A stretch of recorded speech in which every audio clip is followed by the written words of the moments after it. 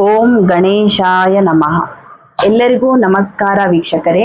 2026ನೇ ಇಸ್ವಿಯ ಮೇ ತಿಂಗಳು ಮೇಷರಾಶಿಯವರಿಗೆ ಹೇಗಿರಲಿದೆ ಅಂತ ವಿವರವಾಗಿ ತುಂಬ ಸರಳವಾಗಿ ತಿಳ್ಕೊಳ್ಳೋಣ. ಅದಕ್ಕೂ ಮೊದಲು ನೀವು ನಮ್ಮ ಚಾನಲ್ ಸಬ್ಸ್ಕ್ರೈಬ್ ಮಾಡದೆ ನೋಡ್ತಿದ್ರೆ ಈ ಕೂಡಲೇ ಸಬ್ಸ್ಕ್ರೈಬ್ ಮಾಡ್ಕೊಳ್ಳಿ. ಹಾಗೆ ಪಕ್ಕದಲ್ಲಿರುವ ಬೆಲ್ ಐಕನ್ನ ಕ್ಲಿಕ್ ಮಾಡಿ. ನೀವು ಮೇಷರಾಶಿಯವರಾಗಿದ್ರೆ ಓಂ ಶ್ರೀ ರಾಘವೇಂದ್ರಾಯ ನಮಃ ಅಂತ ಕಮೆಂಟ್ ಮಾಡಿ ವೀಕ್ಷಕರೇ. ಮೇಷರಾಶಿಯವರು ಹುಟ್ಟಿನಿಂದಲೇ ತುಂಬಾ ಧೈರ್ಯಶಾಲಿಗಳು. ನಿಮ್ಮ ರಾಶಿಯ ಅಧಿಪತಿ ಮಂಗಳ ಗ್ರಹ. ಹಾಗಾಗಿ ನಿಮ್ಮಲ್ಲಿ ಯಾವಾಗಲೂ ಒಂದು ಎನರ್ಜಿ ಇದ್ದೇ ಇರತ್ತೆ ಅಂತ ಹೇಳ್ಬಹುದು. ಈ 2026ನೇ ಇಸ್ವಿಯ ಮೇ ತಿಂಗಳು ನಿಮಗೆ ತುಂಬಾ ವಿಶೇಷವಾದ ತಿಂಗಳು ಅಂತಾನೆ ಹೇಳ್ಬೋದು ವೀಕ್ಷಕರೇ. ಈ ತಿಂಗಳ ಪ್ರಾರಂಭದಲ್ಲಿ ನಿಮಗೆ ಹೊಸ ಹೊಸ ಐಡಿಯಾಗಳು ತಲೆಯಲ್ಲಿ ಬರ್ತಾ ಹೋಗ್ತವೆ. ಏನಾದ್ರೂ ಸಾಧನೆ ಮಾಡಬೇಕು ಅನ್ನೋ ಛಲ ನಿಮ್ಮಲ್ಲಿ ಹೆಚ್ಚಾಗ್ತಾ ಹೋಗುತ್ತೆ. ಆದ್ರೆ ಒಂದು ವಿಷಯನ ನೀವು ನೆನಪಲ್ಲಿ ಇಟ್ಕೊಳ್ಬೇಕು. ಎಷ್ಟೇ ಎನರ್ಜಿ ಇದ್ರೂ ಕೂಡ ಅದನ್ನ ಸರಿಯಾದ ದಾರಿಯಲ್ಲಿ ಬಳಸಬೇಕು. ಕೆಲವೊಮ್ಮೆ ನೀವು ತುಂಬಾ ಆತರ ಪಡ್ತೀರಾ, ಎಲ್ಲದಕ್ಕೂ ಅರ್ಜೆನ್ಸಿ ಕ್ರಿಯೇಟ್ ಮಾಡ್ಕೋತೀರಾ. ಈ ಮೇ ತಿಂಗಳಲ್ಲಿ ಆತುರ ಸ್ವಲ್ಪ ಬೇಡ, ನಿಧಾನವೇ ಪ್ರಧಾನ ಅನ್ನೋ ಮಾತನ್ನ ನೀವು ಪಾಲಿಸ್ಬೇಕು. ಪ್ರತಿಯೊಂದು ಹೆಜ್ಜೆಯನ್ನ ಯೋಚನೆ ಮಾಡಿ ಇಡಬೇಕಾಗತ್ತೆ ವೀಕ್ಷಕರೇ. ಮಾನಸಿಕವಾಗಿ ನೀವು ಈ ತಿಂಗಳು ತುಂಬಾ ಸ್ಟ್ರಾಂಗ್ ಆಗಿರ್ತೀರಾ.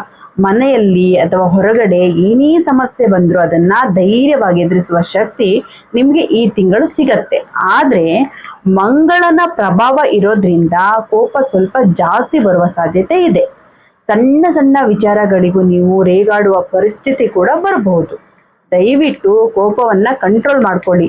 ಕೋಪದಲ್ಲಿ ತೆಗೆದುಕೊಂಡ ನಿರ್ಧಾರಗಳು ಯಾವತ್ತೂ ಸರಿ ಇರಲ್ಲ. ಹಾಗಾಗಿ ಯಾರ ಮೇಲಾದ್ರೂ ಕೋಪ ಬಂದ್ರೆ ಒಂದು ಕ್ಷಣ ಸುಮ್ಮನೆ ಇರಿ, ದೀರ್ಘವಾಗಿ ಉಸಿರಾಡಿ ಅಥವಾ ಅಲ್ಲಿಂದ ಎದ್ದು ಹೋಗಿ ಸ್ವಲ್ಪ ನೀರು ಕುಡೀರಿ. ಇದರಿಂದ ನಿಮ್ಮ ಮನಸ್ಸಿಗೆ ಶಾಂತಿ ಸಿಗತ್ತೆ. ನಿಮ್ಮ ಸುತ್ತಮುತ್ತ ಇರುವ ಜನರ ಜೊತೆ ಪ್ರೀತಿಯಿಂದ ಮಾತನಾಡಿ. ನಿಮ್ಮ ಮಾತು ಒರಟಾಗಿದ್ರೆ ಬೇರೆಯವರಿಗೆ ಬೇಜಾರಾಗಬಹುದು. ಹಾಗಾಗಿ ಮಾತನಾಡುವಾಗ ಸ್ವಲ್ಪ ಮೃದುವಾಗಿ ಮಾತನಾಡೋದನ್ನ ಅಭ್ಯಾಸ ಮಾಡ್ಕೊಳ್ಳಿ ವೀಕ್ಷಕರೇ. ಇನ್ನು ಆರೋಗ್ಯದ ವಿಚಾರಕ್ಕೆ ಬಂದ್ರೆ ಮೇಷರಾಶಿಯವರು ಈ ಮೇ ತಿಂಗಳಲ್ಲಿ ಸ್ವಲ್ಪ ಎಚ್ಚರಿಕೆಯಿಂದ ಇರಬೇಕು. ಮೇ ತಿಂಗಳು ಅಂದ್ರೆ ನಿಮ್ಗೆ ಗೊತ್ತೇ ಇದೆ, ತುಂಬಾ ಶೆಕೆ ಇರುವ ಸಮಯ, ಬೇಸಿಗೆ ಕಾಲ ಅಂತಾನೆ ಹೇಳ್ಬೋದು. ಹಾಗಾಗಿ ನಿಮ್ಮ ದೇಹದಲ್ಲಿ ಉಷ್ಣದ ಅಂಶ ಹೆಚ್ಚಾಗುವ ಸಾಧ್ಯತೆ ಇದೆ. ತಲೆನೋವು, ಕಣ್ಣೂರಿ ಅಥವಾ ಹೊಟ್ಟೆಗೆ ಸಂಬಂಧಪಟ್ಟ ಸಣ್ಣ ಪುಟ್ಟ ಸಮಸ್ಯೆಗಳು ನಿಮ್ಮನ್ನ ಕಾಡಬಹುದು. ಹೈಡ್ರೇಷನ್ ಪ್ರಾಬ್ಲಮ್ ಕೂಡ ಬರೋ ಚಾನ್ಸಸ್ ಇರುತ್ತೆ. ಇದಕ್ಕೆ ನೀವು ಮಾಡಬೇಕಾದದ್ದು ತುಂಬಾ ಸರಳ ಪರಿಹಾರ. ಏನಪ್ಪಾ ಅಂತಂದ್ರೆ ಪ್ರತಿದಿನ ಸಾಕಷ್ಟು ನೀರು ಕುಡಿಬೇಕು. ಎಳ್ನೀರು, ಮಜ್ಜಿಗೆ, ಹಣ್ಣಿನ ರಸ ಇವುಗಳನ್ನ ಜಾಸ್ತಿ ಬಳಸಿ. ಹೊರಗಡೆ ಮಧ್ಯಾಹ್ನದ ಬಿಸಿಲಿನಲ್ಲೂ ಓಡಾಡುವಾಗ ಸ್ವಲ್ಪ ಜಾಗರೂಕವಾಗಿ ಇರ್ಬೇಕಾಗತ್ತೆ. ಆದಷ್ಟು ತಂಪಾದ ಆಹಾರಗಳನ್ನ ಸೇವಿಸಿ. ಕರಿದ ಪದಾರ್ಥಗಳನ್ನ ಅಥವಾ ಹೊರಗಡೆ ಸಿಗುವ ಜಂಕ್ ಫುಡ್ಗಳನ್ನ ಈ ತಿಂಗಳು ಸ್ವಲ್ಪ ಕಡಿಮೆ ಮಾಡಿದ್ರೆ ನಿಮ್ಮ ಆರೋಗ್ಯ ತುಂಬಾ ಚೆನ್ನಾಗಿರತ್ತೆ ಅಂತಾನೆ ಹೇಳ್ಬೋದು ವೀಕ್ಷಕರೇ. ಮೇಷರಾಶಿಯವರಿಗೆ ಈ ಮೇ ತಿಂಗಳು ಉದ್ಯೋಗದ ದೃಷ್ಟಿಯಿಂದ ತುಂಬಾ ಒಳ್ಳೆಯ ಫಲಿತಾಂಶಗಳನ್ನು ಕೊಡಲಿದೆ ಅಂತಾನೆ ಹೇಳ್ಬೋದು. ನೀವು ಈಗಾಗಲೇ ಯಾವ್ದಾದ್ರೂ ಕಂಪ್ನಿಯಲ್ಲಿ ಕೆಲಸ ಮಾಡ್ತಾ ಇದ್ರೆ ನಿಮ್ಮ ಕೆಲಸಕ್ಕೆ ತಕ್ಕ ಪ್ರತಿಫಲ ಖಂಡಿತ ಸಿಗತ್ತೆ.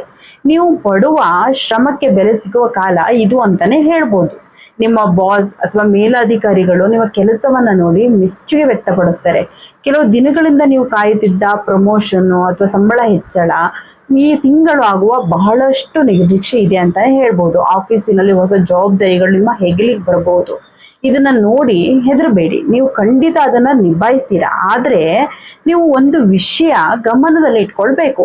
ಯಶಸ್ಸು ಸಿಕ್ಕಾಗ ಅಹಂಕಾರ ಬರಬಾರ್ದು ನಿಮ್ಗೆ. ನಿಮ್ಮ ಜೊತೆಯಲ್ಲೇ ಕೆಲಸ ಮಾಡುವ ಸಹೋದ್ಯೋಗಿಗಳ ಜೊತೆ ಚೆನ್ನಾಗಿ ಹೊಂದಿಕೊಂಡು ಹೋಗಿ. ಅವ್ರ ಜೊತೆ ಯಾವುದೇ ಕಾರಣಕ್ಕೂ ವಾದ ವಿವಾದಗಳಿಗೆ ಹೋಗ್ಬೇಡಿ. ಆಫೀಸ್ ರಾಜಕೀಯದಿಂದ ಆದಷ್ಟು ದೂರ ಇರಿ. ನಿಮ್ಮ ಪಾಡಿಗೆ ನಿಮ್ಮ ಕೆಲಸ ಮಾಡ್ಕೊಂಡಿದ್ರೆ ನಿಮಗೆ ಖಂಡಿತ ಒಳ್ಳೇದಾಗತ್ತೆ. ಹೊಸ ಕೆಲಸ ಹುಡುಕ್ತಿರುವ ಮೇಷರಾಶಿ ಯುವಕ ಯುವತಿಯರಿಗೆ ಈ ತಿಂಗಳು ಸಿಹಿ ಸುದ್ದಿ ಕಾದಿದೆ ಅಂತಾನೆ ಹೇಳ್ಬೋದು. ನೀವು ಅಂದುಕೊಂಡಂತ ಕೆಲಸ ನಿಮ್ಗೆ ಸಿಗುವ ಯೋಗ ಕೂಡ ಇದೆ. ಇಂಟರ್ವ್ಯೂಗಳಲ್ಲಿ ನೀವು ತುಂಬಾ ಆತ್ಮವಿಶ್ವಾಸದಿಂದ ಪಾಲ್ಗೊಳ್ತೀರಾ, ಅದರಲ್ಲೂ ಗೆಲ್ತೀರಾ. ನಿಮ್ಮ ಕಮ್ಯುನಿಕೇಶನ್ ಸ್ಕಿಲ್ ಏನಿದೆ ನಿಮಗೆ ಅದು ಹೆಚ್ಚು ಸಹಾಯ ಮಾಡುತ್ತೆ ಈ ಟೈಮಲ್ಲಿ. ಆದ್ರೆ ಪ್ರಯತ್ನ ಮಾತ್ರ ನಿಲ್ಲಿಸಬೇಡಿ. ಪ್ರತಿದಿನ ಹೊಸ ಹೊಸ ಅವಕಾಶಗಳಿಗೆ ಹುಡುಕಾಟ ನಡೆಸಿ. ನಿರಾಶೆ ಆಗೋಕೆ ಹೋಗಬೇಡಿ. ಇನ್ನು ಸ್ವಂತ ವ್ಯಾಪಾರ ಬಿಸ್ನೆಸ್ ಮಾಡ್ತಿರುವವರಿಗೆ ಈ ಮೇ ತಿಂಗಳು ಲಾಭದಾಯಕವಾಗಿದೆ. ಅಂತಾನೆ ಹೇಳ್ಬೋದು. ನಿಮ್ಮ ವ್ಯಾಪಾರದಲ್ಲಿ ಹೊಸ ಗ್ರಾಹಕರು ಬರ್ತಾರೆ, ನಿಮ್ಮ ಪ್ರಾಜೆಕ್ಟ್ ಅಥವಾ ಸೇವೆಗೆ ಒಳ್ಳೆ ಡಿಮ್ಯಾಂಡ್ ಬರುತ್ತೆ. ನೀವು ನಿಮ್ಮ ಬಿಸ್ನೆಸ್ ಅನ್ನ ದೊಡ್ಡದ್ ಮಾಡಬೇಕು ಅಂತ ಯೋಚನೆ ಮಾಡ್ತಿದ್ರೆ ಈ ತಿಂಗಳು ಅದಕ್ಕೆ ಸರಿಯಾದ ಸಮಯ. ಹೊಸ ಕಡೆ ಬ್ರಾಂಚ್ ಓಪನ್ ಮಾಡ್ಬೋದು ಅಥವಾ ಹೊಸ ವಸ್ತುಗಳನ್ನ ಸೇರಿಕೆ ಮಾಡ್ಬೋದು. ಆದ್ರೆ ಹೊಸ ಬಂಡವಾಳ ಹಾಕುವಾಗ ಮಾತ್ರ ಸ್ವಲ್ಪ ಯೋಚನೆ ಮಾಡಿ ಹಾಕಿ. ಅನುಭವ ಇರುವ ಹತ್ತಿರ ಬಳಿ ಸಲಹೆ ಕೇಳಿ. ಯಾರು ಏನೇ ಹೇಳಿದ್ರು ಕಣ್ಣು ಮುಚ್ಚಿಕೊಂಡು ನಂಬಕ್ ಹೋಗ್ಬೇಡಿ.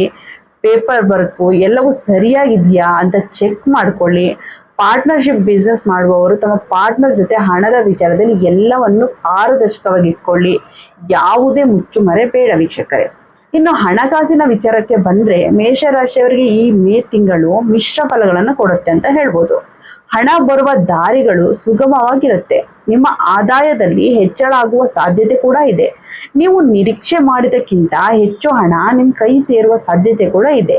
ಹಿಂದೆ ಮಾಡಿದ್ದ ಅಥವಾ ಹಿಂದೆ ಯಾರಿಗಾದ್ರೂ ಸಾಲ ಕೊಟ್ಟಿದ್ರೆ ಅಥವಾ ಎಲ್ಲಾದ್ರೂ ಹಣ ಸಿಕ್ಕಾಕೊಂಡಿದ್ರೆ ಅದು ಈ ತಿಂಗಳು ವಾಪಸ್ ಬರುವ ಚಾನ್ಸಸ್ ಕೂಡ ಇದೆ. ಆದ್ರೆ ಹಣ ಬಂತು ಅಂತ ಬೇಕಾಬಿಟ್ಟಿ ಖರ್ಚು ಮಾಡಬೇಡಿ. ಯಾಕಂದ್ರೆ ಈ ತಿಂಗಳು ಖರ್ಚು ಕೂಡ ಅದೇ ರೀತಿ ನಿಮ್ಮ ಮುಂದೆ ಬಂದು ನಿಲ್ಲತ್ತೆ. ಮನೆಗೆ ಬೇಕಾದ ವಸ್ತುಗಳನ್ನ ಖರೀದಿಸಲು ಅಥವಾ ವಾಹನ ರಿಪೇರಿಗಾಗಿ ನೀವು ಹಣ ಖರ್ಚು ಮಾಡಬಹುದು. ಅನಿರೀಕ್ಷಿತ ಖರ್ಚುಗಳು ಬರಬಹುದು. ಹಾಗಾಗಿ ಹಣದ ವಿಚಾರದಲ್ಲಿ ಮೊದಲೇ ಸ್ವಲ್ಪ ಪ್ಲಾನಿಂಗ್ ಮಾಡ್ಕೊಳ್ಳಿ. ಬಂದ ಹಣದಲ್ಲಿ ಸ್ವಲ್ಪ ಭಾಗವನ್ನ ಮುಂದಿನ ದಿನಗಳಿಗೆ ಉಳಿತಾಯ ಮಾಡಿ. ಬ್ಯಾಂಕ್ನಲ್ಲಿ ಫಿಕ್ಸ್ ಡೆಪಾಸಿಟ್ ಮಾಡೋದು ಅಥವಾ ಸೇವಿಂಗ್ ಅಕೌಂಟ್ನಲ್ಲಿ ಇಡೋದು ಒಳ್ಳೆಯದು. ಇನ್ನು ಷೇರು ಮಾರುಕಟ್ಟೆ ಅಥವಾ ಬೇರೆ ಕಡೆ ಇನ್ವೆಸ್ಟ್ ಮಾಡುವಾಗ ತುಂಬಾ ಎಚ್ಚರಿಕೆ ಇರಲಿ. ಬೇರೆಯವರು ಲಕ್ಷಗಟ್ಟಲೆ ಲಾಭ ಮಾಡಿದ್ರು ಅಂತ ನೀವು ಹೋಗಿ ಹಣ ಹಾಕಕ್ ಹೋಗ್ಬೇಡಿ. ನಿಮ್ಮ ಜ್ಞಾನ ಮತ್ತು ಅನುಭವದ ಆಧಾರದ ಮೇಲೆ ಮಾತ್ರ ಹೂಡಿಕೆ ಮಾಡಿ. ಆಸೆಗಾಗಿ ದೊಡ್ಡ ಮೊತ್ತವನ್ನ ಹಣವನ್ನ ಎಲ್ಲೂ ಹಾಕಕ್ ಹೋಗ್ಬೇಡಿ. ಆನ್ಲೈನ್ ಅಲ್ಲಿ ಬರುವ ಸುಳ್ಳು ಆಫರ್ಗಳನ್ನ ನಂಬಿ ಹಣ ಕಳೆದುಕೊಳ್ಳೋಕಂತೂ ಹೋಗ್ಲೇಬೇಡಿ. ನಿಮ್ಮ ಬಜೆಟ್ ಏನಿದೆ ಅದನ್ನ ನೋಡ್ಕೊಂಡು ಖರ್ಚು ಮಾಡಿ. ಸಾಲ ಮಾಡುವ ಪರಿಸ್ಥಿತಿ ತಂದ್ಕೊಳ್ಬೇಡಿ. ಕ್ರೆಡಿಟ್ ಕಾರ್ಡ್ ಬಳಕೆಯನ್ನ ಸ್ವಲ್ಪ ಕಡಿಮೆ ಮಾಡಿ. ನಿಮ್ಮಲ್ಲಿ ಇರುವ ಆ ಪಾಸಿಟಿವ್ ಎನರ್ಜಿಯನ್ನ ಸರಿಯಾಗಿ ಬಳಸ್ಕೊಳ್ಳೋಕ್ಕೆ ಟ್ರೈ ಮಾಡಿ.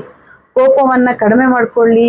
ಬಂದ ಹಣವನ್ನ ಉಳಿತಾಯ ಮಾಡಿ. ಈ ಸರಳ ನಿಯಮಗಳನ್ನ ಪಾಲಿಸಿದ್ರೆ ಮೇ ತಿಂಗಳು ನಿಮಗೆ ಖಂಡಿತ ಸುಂದರವಾದ ತಿಂಗಳಾಗೋದ್ರಲ್ಲಿ ಯಾವುದೇ ಅನುಮಾನ ಇಲ್ಲ. ಈ ಮೇ ತಿಂಗಳಲ್ಲಿ ನಿಮ್ಮ ಕುಟುಂಬ ಜೀವನ ಸಾಮಾನ್ಯವಾಗಿ ತುಂಬಾ ನೆಮ್ಮದಿಯಿಂದ ಇರುತ್ತೆ ಅಂತ ಹೇಳ್ಬೋದು. ಆದ್ರೆ ಕೆಲವು ದಿನಗಳು ನೀವು ಸ್ವಲ್ಪ ಎಚ್ಚರಿಕೆಯಿಂದ ಇರಬೇಕಾಗುತ್ತದೆ. ವಿಶೇಷವಾಗಿ ಮೇ 1ನೇ ತಾರೀಕು ಬರುವ ಹುಣ್ಣಿಮೆಯ ಪ್ರಭಾವ ನಿಮ್ಮ ಮತ್ತು ನಿಮ್ಮ ಕುಟುಂಬದ ಮೇಲೆ ಸ್ವಲ್ಪ ಮಟ್ಟಿಗೆ ಆಗುವ ಸಾಧ್ಯತೆ, ಅಂದ್ರೆ ಕುಟುಂಬದ ಮೇಲೆ ಸ್ವಲ್ಪ ಬದಲಾವಣೆ ಆಗುವಂತ ಸಾಧ್ಯತೆ ಇದೆ. ಹುಣ್ಣಿಮೆಯ ಸಮಯದಲ್ಲಿ ಸಾಮಾನ್ಯವಾಗಿ ಮನುಷ್ಯನ ಮನಸ್ಸು ಸ್ವಲ್ಪ ಚಂಚಲ ಆಗಿರುತ್ತೆ.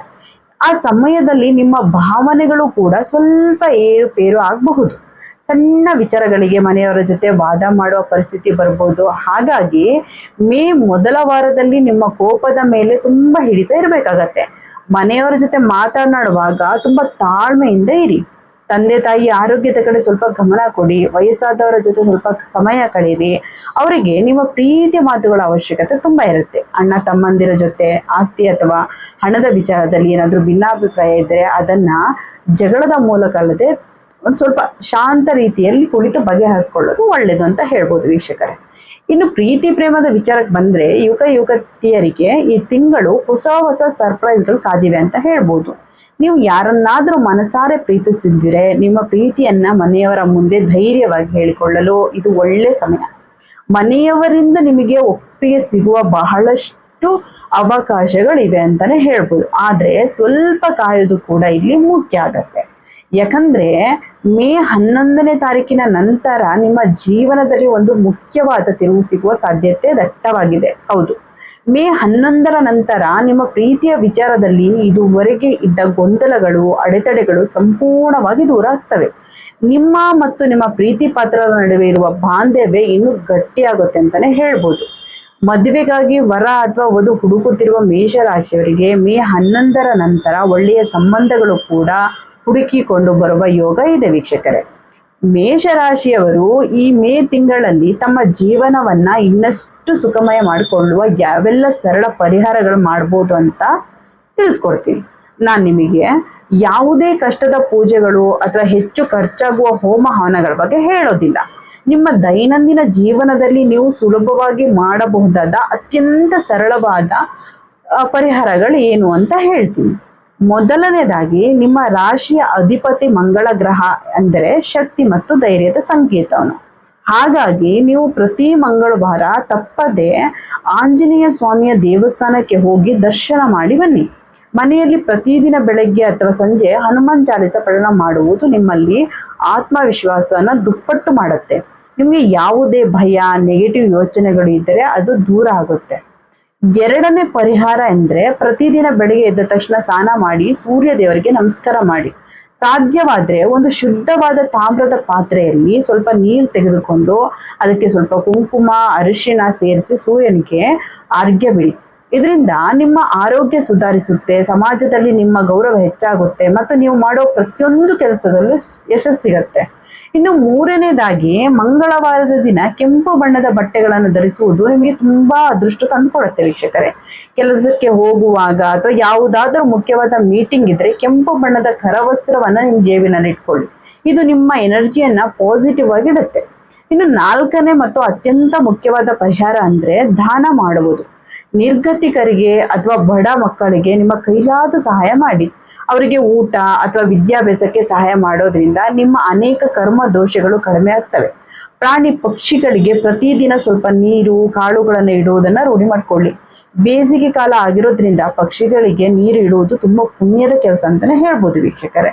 ಈ ಚಿಕ್ಕ ಚಿಕ್ಕ ಕೆಲಸಗಳು ನಿಮ್ಮ ಜೀವನದಲ್ಲಿ ದೊಡ್ಡ ಮತ್ತು ಒಳ್ಳೆಯ ಬದಲಾವಣೆಗಳನ್ನು ಖಂಡಿತ ತರ್ತವೆ ವೀಕ್ಷಕರೇ. ಇದಿಷ್ಟು ಮೇಷರಾಶಿಯವರ 2026ನೇ ಇಸ್ವಿಯ ಮೇ ತಿಂಗಳ ಸಂಪೂರ್ಣ ಭವಿಷ್ಯ. ಈ ಭವಿಷ್ಯ ನಿಮಗೆ ಇಷ್ಟ ಆಗಿದೆ ಅಂತ ನಾನು ಭಾವಿಸ್ತೇನೆ. ಜೀವನದಲ್ಲಿ ಕಷ್ಟ ಸುಖ ಅನ್ನೋದು ಒಂದು ನಾಣ್ಯದ ಎರಡು ಮುಖಗಳಿದ್ದ ಹಾಗೆ. ಕಷ್ಟ ಬಂದಾಗ ನಾವು ಹೆದರಿ ಕುಳಿತುಕೊಳ್ಬಾರ್ದು ಮತ್ತು ಸುಖ ಬಂದಾಗ ಹೆಚ್ಚು ಅಹಂಕಾರ ಪಡಬಾರ್ದು.